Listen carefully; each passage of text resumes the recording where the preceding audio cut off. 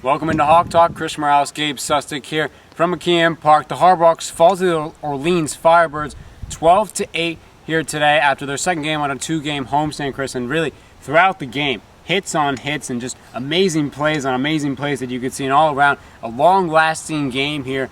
Really could start it from that second inning where Orleans cruised for 8 runs, back-to-back home runs by Bobby Dahlbeck and Kyle Lewis. Dahlbeck's was a grand slam that really opened up the scoring there.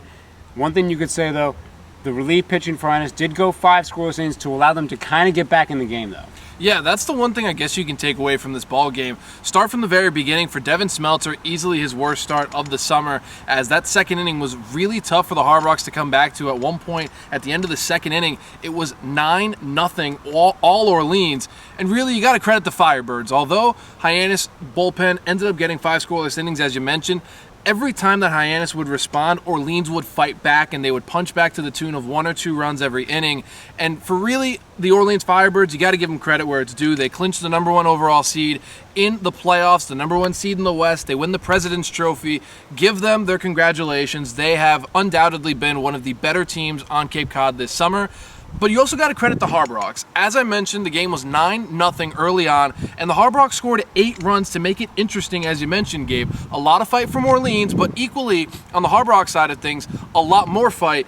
They just ran out of real estate. They didn't have enough time to come back. You got to give credit where credit is due. Orleans did their part. And offensively for Hyannis, they did manage double-digit hits for the umpteenth time this season. Really, the main catalyst was Errol Robinson in the leadoff spot. He and a lot of other Harbhawks crawled their way back in this game as best as they could. Robinson went 3 for 5, got 3 RBIs on that bases-clearing double that he had early on in the game there to kind of claw their way back in, and he caught up with Sammy O'Brien after the game.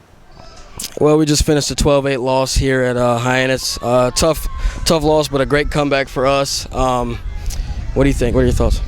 It was great. You know, interns, we feel really appreciated. Intern appreciation night before the game. Probably going to get some pizza after the game. It's going to be great. That's great to hear. And you guys got a great ovation before the game. Just a shout out to Christy Lee and a few other people who came out and the hard work that they do for us. You know, we're really appreciative of what you guys do. What do you got to say about that? It means a lot. You know, we come out here every day. It's tough work. Come in here, spending the entire summer here. But what can you do? Cape Cod baseball. I guess it's a good place to be. That's it. And I'll let you finish the interview. Thanks, Errol. All right.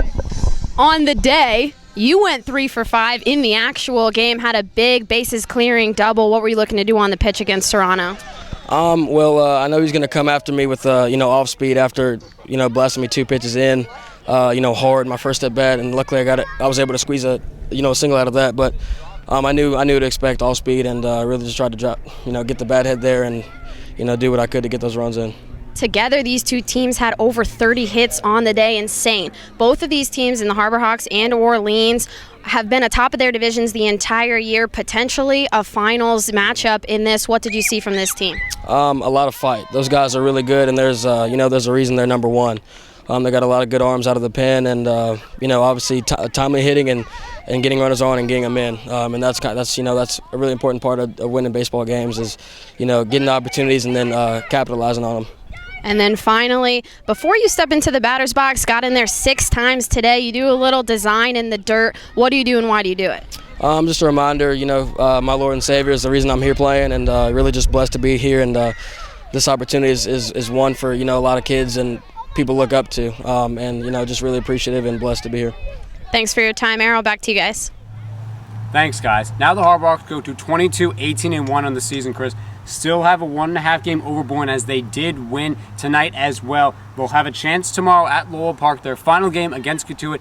Chance to sweep Cotuit as well, and if Bourne is to lose, finally lock up that number 1 spot. Yeah, for the Harbhawks, there's still a lot left to be had in the last 3 regular season games of this year. Of course, only 1 game left here at McKeon Park. That's Saturday against the Falmouth Commodores. You got 2 straight games against Western Division foes. The one tomorrow is going to be very, very important for the Cotuit Kettleers. They could potentially clinch lock up a spot in the playoffs as well should Falmouth fall. Of course, Falmouth ended up winning today in huge fashion over the Brewster Whitecaps in only 7 innings, as that game ended shortly because of light as well as rain, as the rain is starting to come on here. But of course, for Hyannis, It's going to be very simple. Go out, win the game that you're supposed to win tomorrow, and let everything else figure itself out. Of course, you need a little bit of help in order to clinch that #1 spot in the West, but for manager Chad Gassman and the rest of this coaching staff, tell your team to just go out, control what they can control, and let the rest happen. It'll be interesting to see who pitches tomorrow as well. Maybe manager Gassman will set up his rotation already for the playoffs, but so far, Cotuit has been the medicine for Hyannis as they've been going and struggling. They look to